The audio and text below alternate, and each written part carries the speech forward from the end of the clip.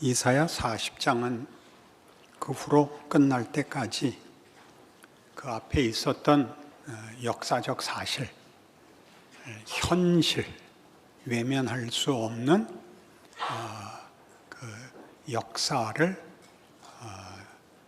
무대로 하여 그 한복판에 주어지는 하나님의 약속입니다. 이스라엘의 실패, 배신, 그리고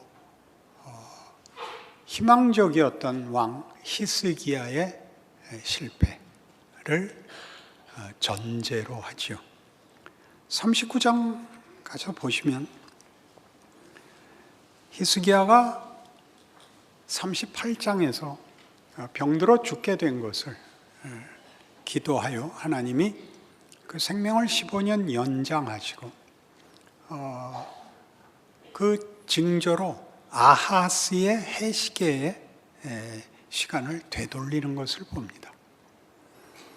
그리고 그가 찬송을 38장 9절 이하의 찬송시를 여기 기록해 놓았죠.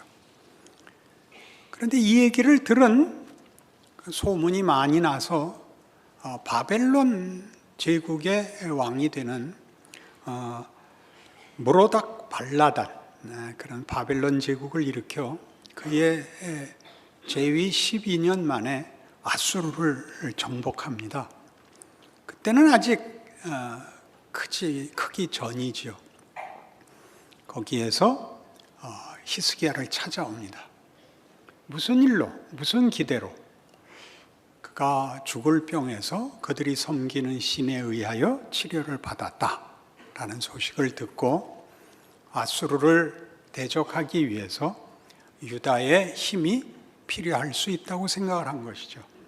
저들이 섬기는 신은 우리가 아는 어떤 신보다도 위대하단다 해서 사절단을 보냈는데, 히스기야는 신이 나서 자기네가 얼마나 쓸만한 국력을 가지고 있는가를 마음껏 자랑합니다. 모든 보물창고를, 모든 병기고를 다 보여주어 우리가 쓸만한 맹방이 될 수 있다는 걸 보여줘서 하나님께서 네 자식들 중에 내가 너희들을 꼭 바벨론에 망하게 하고 그 맹방을 원해서 온 그 바벨론에 망하게 하고 네 자식 중에 그 나라 왕을 섬기는 환관을 만들겠다, 이렇게 엄하게 꾸짖으십니다.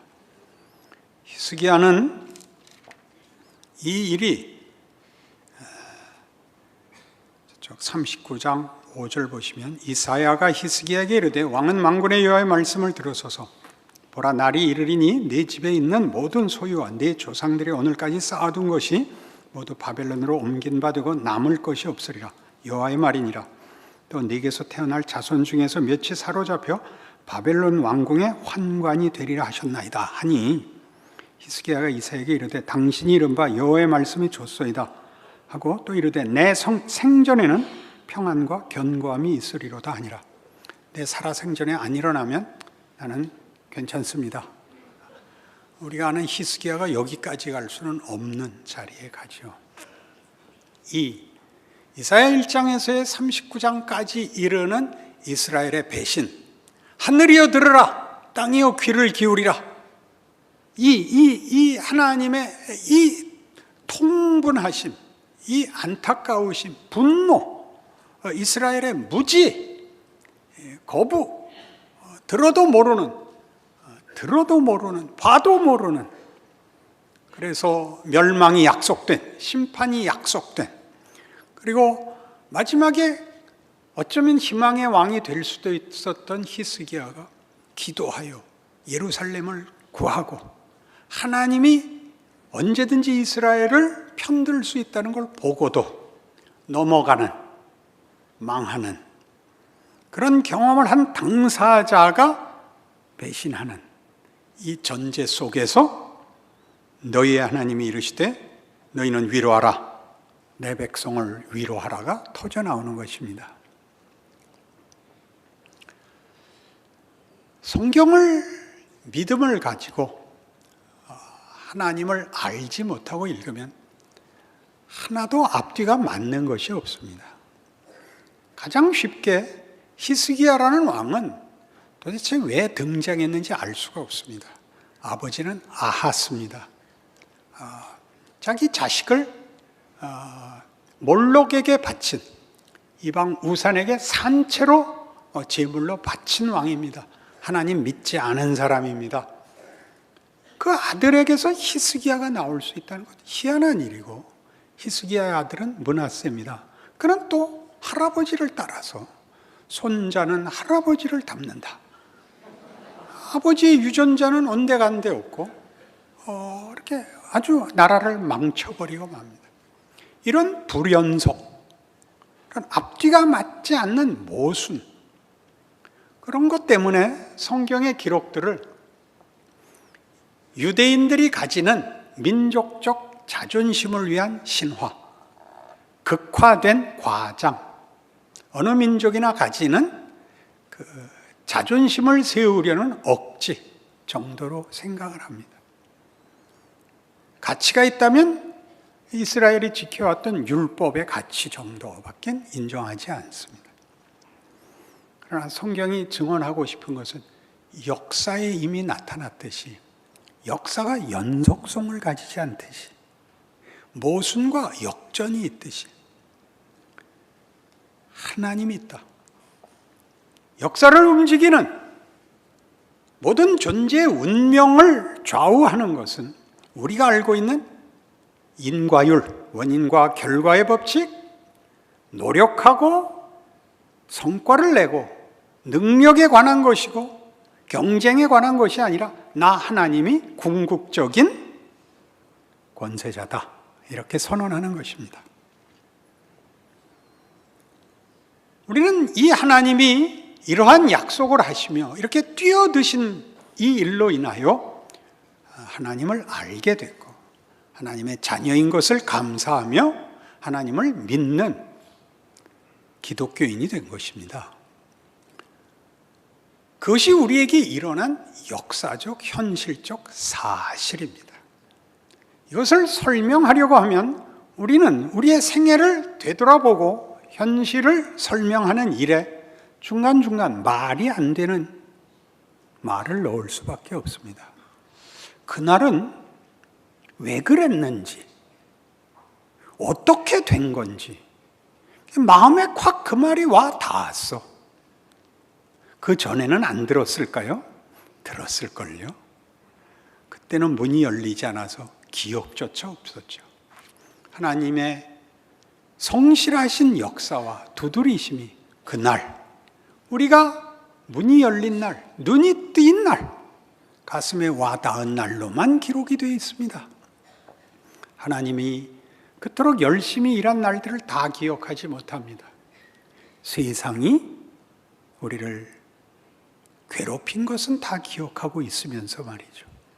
그런 설명할 수 없는 그분이 하나님이시라는 것이 성경에서는 최고의 권위를 가지고 자랑과 영광과 복으로 선포되고 있는 것입니다. 이러한 모순과 우리의 이해를 뛰어넘는 것 때문에 기독교가 하나님을 아버지라 부르는 우리의 신앙 고백들이 우리가 살아있는 현실과 여기까지 온 역사를 이해하는데 둘을 연결할 수 없다고 생각하는 것은 적어도 신앙인들에게 있어서는 어처구니 없는 일입니다. 우리가 하나님을 믿으면서 하나님이 나는 너희 하나님이다, 너희는 내 자식이다 라고 말하는 것보다 더 큰 권세는 없습니다. 이 문제가 바로 욥기 38장에 이렇게 등장하고 있습니다. 욥기 38장 1절. 그때 여호와께서 폭풍우 가운데서 욥에게 말씀하여 이르시되 무지한 말로 생각을 어둡게 하는 자가 누구냐? 너는 대장부처럼 허리를 묶고 내가 네게 묻는 것을 대답할지니라.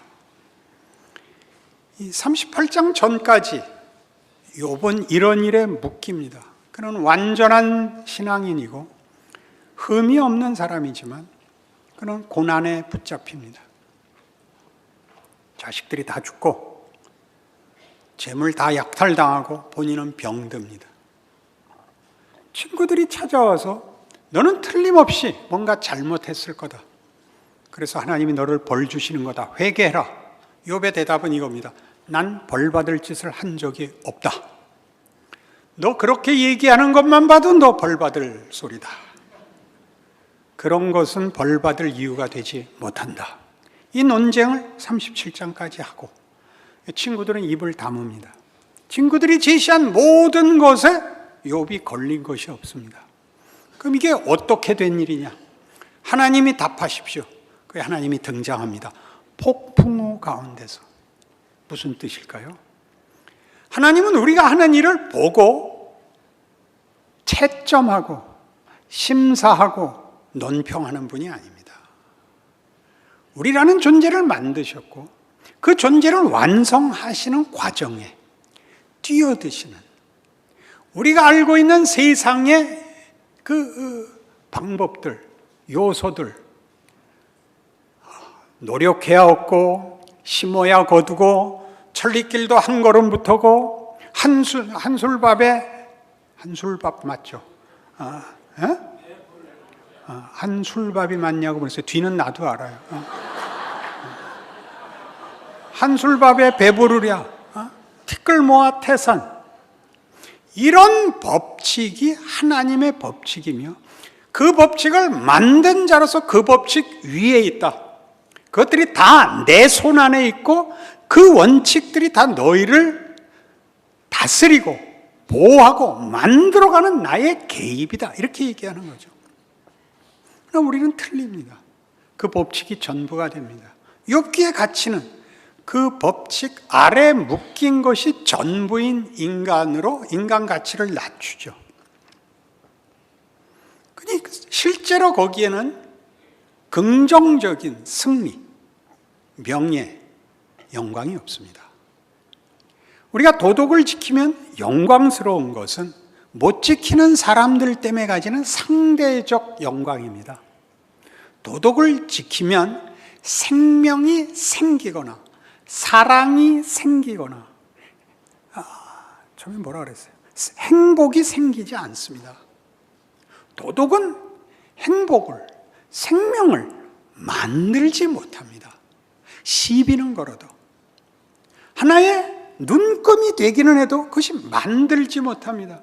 여러분이 지도를 보면 지도가 길을 가르쳐 주죠. 그러나 여러분을 데려다 주지 않습니다. 혼동하지 마십시오. 세상에서는 상대적인 자랑밖에 없습니다. 저 사람이 못한 걸 나는 했죠. 그 한 게 죄 안 짓는 겁니다. 부족하지 않은 것이지 더 나아가서 필요한 걸 만들 수 있는 것은 없습니다. 세상의 어떤 법칙도 여러분 심으시고 땀 흘리시고 걸으셔도 행복과 생명과 영광을 만들지는 못합니다. 이게 욥기의 증언입니다. 그건 하나님만 만드시는 것입니다. 우리가 하나님을 만나는 것은 우리의 핍절함이, 우리의 결함이 누구는 가졌는데 못 가진 결함으로 만나는 것이 아니라 이거면 당연히 만족해야 된다는 자리에 와서도 없다는 것을, 그걸 만들 수 없다는 것에서 결국 하나님을 만나게 됩니다.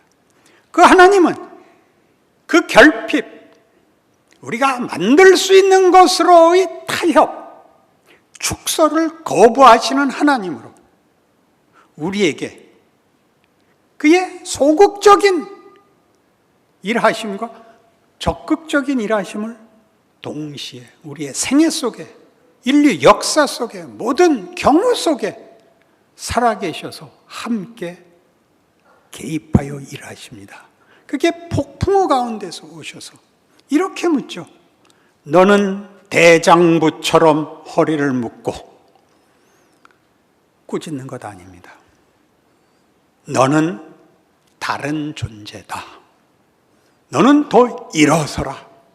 쫄쫄매지 마라. 지지 마라. 이렇게 얘기하는 것이죠. 좀 더 확실하게 확인을 해보기로 하시죠. 누가복음 15장입니다. 누가복음 15장 11절. 또 이르시되 어떤 사람에게 두 아들이 있는데 그 둘째가 아버지에게 말하되 아버지여 재산 중에서 내게 돌아올 분깃을 내게 주소서 하는지라. 아버지가 그 살림을 각각 나눠 주었더니 그 후 며칠이 안 되어 둘째 아들이 재물을 다 모아가지고 먼 나라에 가 거기서 허랑방탕하여 그 재산을 낭비하더니 다 없앤 후 그 나라에 크게 흉년이 들어 그가 비로소 궁핍한지라. 가서 그 나라 백성 중 한 사람에게 붙여 사니 그가 그를 들러보내어 돼지를 치게 하였는데 그가 돼지 먹는 쥐염 열매로 배를 채우고자 하되 주는 자가 없는지라. 이에 스스로 돌이켜 이르되 내 아버지에게는 양식이 풍족한 품꾼이 얼마나 많은가. 나는 여기서 주려 죽는구나. 내가 일어나 아버지께 가서 이르기를 아버지 내가 하늘과 아버지께 죄를 지었사오니 지금부터는 아버지의 아들이라 일컬음을 감당하지 못하겠나이다. 나를 품꾼의 하나로 보소서 하리라 하고 이에 일어나서 아버지께로 돌아가니라. 아직도 거리가 먼데 아버지가 그를 보고 측은히 여겨 달려가 목을 안고 입을 맞추니 아들이 이르되 아버지 내가 하늘과 아버지께 죄를 지었사오니 지금부터는 아버지의 아들이라 일컬음을 감당하지 못하겠나이다 하나 아버지는 종들에게 이르되 제일 좋은 옷을 내어다가 입히고 손에 가락지를 끼고 발에 신을 신기라. 그리고 살찐 송아지를 끌어다가 잡으라. 우리가 먹고 즐기자.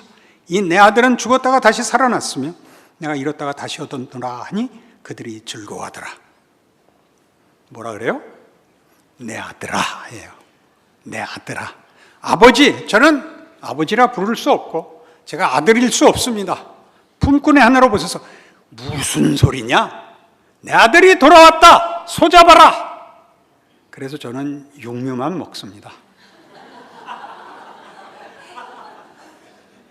콩나물 볶아라. 콩나물은 볶지 않죠. 콩나물 뭐라 그래요? 무쳐라. 그딴 소리는 안 합니다. 성경은. 송아지 잡아라. 내 아들이 돌아왔다. 당연히 여러분 마음속에 이 생각이 들겠죠. 원칙이 무너지는데요. 맏아들이 그 소리 합니다. 25절. 맏아들은 밭에 있다가 돌아와 집에 가까이 왔을 때 풍악과 춤추는 소리를 듣고 한 종을 불러 이 무슨 일인가 물은데 대답하되 당신의 동생이 돌아왔으며 당신의 아버지가 건강한 그를 다시 맞아들이게 됨으로 인하여 살찐 송아지를 잡았나이다 하니 그가 노하여 들어가고자 하지 아니하거늘 아버지가 나와서 고난데 아버지께 대답하여 이르되 내가 여러 해 아버지를 섬겨 명을 어김이 없거늘 내게는 염소 새끼라도 주어 나의 벗으로 즐기게 하신 일이 없더니 아버지의 살림을 창녀들과 함께 삼켜버린 이 아들이 돌아오매 유진 피터슨의 표현이었던 걸로 기억합니다. 동생이라고 말하기도 거부한 것이랍니다. 이 아들이 돌아오매 동생이 돌아오매라고 하지 않는다는 거죠. 아버지가 이르되 예 너는 항상 나와 함께 있으니 내 것이 다 내 것이로되 이 내 동생은 동생이 나오죠. 이 내 동생은 죽었다가 살아났으며 내가 잃었다가 얻었기로 우리가 즐거워하고 기뻐하는 것이 마땅하다 아니라. 자, 원칙 문제는 어떻게 되는 걸까요? 뭐 때문에 열심히 믿어야 되는 걸까요? 열심히 순종해야 되는 걸까요? 진탕 만탕하고 돌아와도 된다면 마태복음 20장에 이 문제에 대한 중요한 예수님의 비유가 있습니다. 마태복음 20장. 천국은 마치 품꾼을 얻어 포도원에 들여보내려고 이른 아침에 나간 집주인과 같으니 그가 하루 한 데나리온씩 품꾼들과 약속하여 포도원에 들여보내고 또 제3시에 나가보니 장터에 놀고 서 있는 사람들이 또 있는지라 그들에게 이르되 너희도 포도원에 들어가라. 내가 너희에게 상당하게 주리라 하니 그들이 가고 제6시와 제9시에 또 나가 그와 같이 하고 제11시에도 나가보니 서 있는 사람들이 또 있는지라 이르되 너희는 어찌하여 종일토록 놀고 여기 서 있느냐 이르되 우리를 품꾼으로 쓰는 이가 없음이니이다 이르되 너희도 포도원에 들어가라 하니라. 저물매 포도원 주인이 청지기에게 이르되 품꾼들을 불러 나중 온 자로부터 시작하여 먼저 온 자까지 싹쓸 주라 하니 제11시에 온 자들이 와서 한 데나리온씩 받거늘 먼저 온 자들이 와서 더 받을 줄 알았더니 그들도 한 데나리온씩 받은지라. 받은 후 집주인을 원망하여 이르되 나중 온 이 사람들은 1시간밖에 일하지 아니하였거늘 그들을 종일 수고하며 더위를 견딘 우리와 같게 하였나이다. 주인이 그 중에 한 사람에게 대답하여 이르되 친구여 내가 네게 잘못한 것이 없노라. 네가 나와 한 데나리온의 약속을 하지 아니하였느냐. 내 것이나 가지고 가라. 나중은 이 사람에게 너와 같이 주는 것이 내 뜻이니라. 내 것을 가지고 내 뜻대로 할 것이 아니냐. 내가 선함으로 네가 악하게 보느냐. 중요한 비유죠. 원칙을 지키십니다. 원칙보다 더 하십니다. 원칙을 지키기 위해서 더하는 걸 하지 말자고요.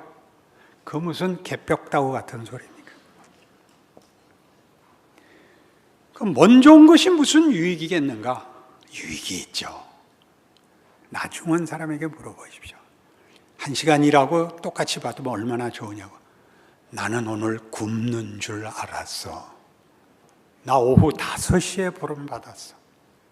점심도 굶고 집에 빈손으로 가서 가족 다 굶을 줄 알았어. 내일 나올 힘도 없었어. 그때 부름을 받았어. 순종하고 사는 것은 속박되는 것도 자유를 제한받는 것도 결단코 아닙니다. 영광된 자리에 서는 것입니다. 이 세상을 살면서 보는 이 세상 사람들의 삶의 실력을 보십시오. 선택의 폭을 보십시오. 망가지고 허비하고 스스로 과장하는 것, 과장과 가장, 기만하는 것 외에 무슨 선택이 있습니까? 다 헛고생이죠. 졸면 죽죠. 예수를 믿으면 알게 됩니다. 자주 쓰는 표현이죠. 져도 됩니다. 망해도 됩니다. 하나님이 담으시려고 하면 쪽박에 생수를 담으시며 굶은 식구들 속에 웃음을 주실 수 있습니다. 우리는 기꺼이 사랑할 수 있으며 양보할 수 있으며 희생할 수 있습니다. 우리만 할 수 있습니다. 줄 수 있는 것입니다. 빼앗아올 필요가 없게 된 겁니다. 열심히 안 산다고요? 열심히 사는 것보다 더 열심히 살아야 이 영광을, 명예를 누릴 수 있습니다. 이른 새벽부터 와서 일하셔야 됩니다. 보상받는 일, 안심과 자랑 속에 있습니다. 마다들에게 뭐라고 대답하십니까? 얘야, 내 것이 다 네 것 아니냐. 네가 잡아먹고 싶을 때 잡아먹어라. 저랑 식사 약속 한번 하실까요? 하나님이 그 모든 법칙, 그 모든 조건, 우리가 아는 이해, 우리가 기대하는 상상보다 당연히 위에 계십니다. 뭐든지 그의 신실하심과 은혜로우심과 자비하심과 우리를 이렇게 부르시는 내 아들아 무슨 소리냐? 나는 네 아버지다. 너희 하나님이 말씀하시되 너희는 내 백성을 위로하라. 그렇게 천둥같이 깨고 들어오시는 것입니다. 매일이 그렇습니다. 욥기 40장에 가면 이 문제에 관한 욥기에서의 하나님의 지적이 동일한, 지금 우리가 문제 삼았던 누가복음 15장, 마태복음 20장에 나왔던 이 문제를 40장에서 이렇게 말씀하십니다. 6절입니다. 욥기 40장 6절. 그때 여호와께서 폭풍우 가운데서 욥에게 일러 말씀하시되 너는 대장부처럼 허리를 묶고 내가 네게 묻겠으니 내게 대답할지니라. 네가 내 공의를 부인하려느냐? 네 의를 세우려고 나를 악하다 하겠느냐? 네가 하나님처럼 능력이 있느냐? 하나님처럼 천둥 소리를 내겠느냐? 이게 무슨 말씀이에요? 네 이해, 네 능력 안에 나를 묻겠다고? 그걸로 담아지지 않으면 내가 잘못한 거라고? 무슨 소리냐? 네가 옳다 하려고 나를 그르다고 하겠느냐? 내가 원칙을 깬다고? 원칙을 풍성하게 하는 일한다. 내가 창조주란다. 내가 네 아버지란다. 이것만 해주시면 다시는 소원하지 않겠어요. 무슨 소리냐? 오늘도 하고 내일도 해라. 내가 네가 달래는 건 뭐든지 해주고 네가 달래지 않은 것도 줄 수 있다. 우리 하나님이십니다. 그러니 본문으로 돌아오셔서 기억해야 할 오늘 본문입니다. 여러분 집안에 남포교회에 와서 이 설교를 들으시니는 신문지 여백에 이 말씀을 기록하셔서 냉장고 문짝에 붙여놓으시기 바랍니다. 너희의 하나님이 이르시되 너희는 위로하라. 내 백성을 위로하라. 너희는 누굴까요? 내 백성이겠죠? 그런데 너희의 하나님이 이르시되 너희는 나를 하나님으로 섬기는 자를 위로하라 하셨으니 처음에 너희와 두 번째 너희는 같은지 다른지 잘 알 수가 없습니다. 그죠? 너희의 하나님이 이르시되 너희는 위로하라거든요. 이사야 1장에서 39장까지는 뭐였죠? 역사, 현실, 운명, 절망, 심판, 비극, 낙담, 사필 규정, 인과응보 아니었나요? 거기다 하는 겁니다. 너희 실패들아, 너희 비극들아, 너희 절망들아, 너희 인과응보, 사필 규정, 너희는 내 백성을 위로하라. 너희는 예루살렘의 마음에 닿도록 말해라. 너희들 목소리 높이지 마라. 너희들이 끝이 아니다. 너희들이 궁극적 권위 아니다. 너희들 내 손에 있다. 너희들 내 백성 잘못했을 때 찾아가서 꾸짖을 때 너희가 끝인 것까지 악쓰지 마라. 너 죽여버린다. 2부 때도 아멘 안 했어요. 하나님을 아버지라 그러는 게 무슨 말인지 하나도 모르는 거예요. 하나도 모르는 거예요. 하나님이 천둥같이 매일 말씀하시고 붙잡고 있어요. 우리에게 일어난 일들이 하나님이 일하시는 것이라고. 명예롭지 않은 길로 가지 말라고. 명예로우라고. 배우라고. 너희 결국 실패하지 않는다고. 3절에 오시면 외치는 자의 소리여 이르되 너희는 광야에서 여호와의 길을 예비하라. 사막에서 우리 하나님의 대로를 평탄케 하라. 골짜기가 마다 도두어지며 산마다 언덕마다 낮아지며 고르지 아니한 것이 평탄하게 되며 험한 것이 평지가 될 것이요 여호와의 영광이 나타나고 모든 육체가 그것을 함께 보리라. 이는 여호와의 입이 말씀하셨느니라. 광야야, 사막아, 재앙아, 심판아, 비극아, 고개를 낮춰라. 너 허리를 굽혀라. 하나님이 그의 백성을 데리고 이제 가려고 한다. 너희들이 웅덩이 막아라. 너희들이 구멍난 곳에 엎드려 길을 평탄케 하라. 고난아, 심통아, 비극아, 허리를 숙여라. 납작 엎드려라. 그렇게 말씀하시는 거죠. 로마서 8장 밤낮 읽으면서도 그 스케일을 모르시는 로마서 8장의 말씀이 이런 역사적 배경을 두고 하는 말인 줄 여러분 기억하셔야 됩니다. 여러분의 한 인생과 비교할 수 없는 구약 이스라엘의 역사를 두고 인류의 지난 5,000년의 역사를 두고 로마서 8장 31절 그런즉 이 일에 대하여 우리가 무슨 말하리요? 만일 하나님이 우리를 위하시면 누가 우리를 대적하리요? 자기 아들을 아끼지 아니하시고 우리 모든 사람을 위하여 내주시니가 어찌 그 아들과 함께 모든 것을 우리에게 주시지 아니하겠느냐?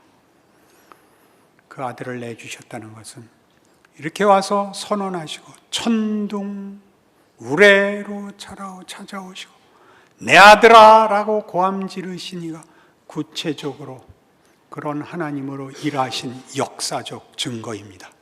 그래서 우리는 하나님을 믿는 신앙을 예수를 믿는다라고 표현하는 겁니다. 실제로 그리하신 하나님, 또 그리하실 하나님, 우리의 인생과 운명이 예수 안에서 역사에 고정된, 변개시킬 수 없는 증언이 된 그 하나님, 우리의 현실이 그 손에 있음을 마음껏 소리쳐도 되는 하나님, 그리고 내가 걷는 인생. 기도하십시다. 하나님 아버지, 은혜를 감사합니다. 하나님을 아버지라 부르고 예수를 믿는다고 선언하는 것은 얼마나 굉장한 것인가요? 무엇이 그것을 방해할 수 있으며 그것을 꺾겠습니까? 하나님의 신실하심과 우리를 찾아오시는 능력을 예수 안에서 보았으니 우리의 인생을 하나님의 자녀로 사는 줄 아는 믿음과 용기를 가지게 하옵소서. 우리에겐 다만 승리만 있는 줄 알게 하옵소서. 예수님 이름으로 기도합니다.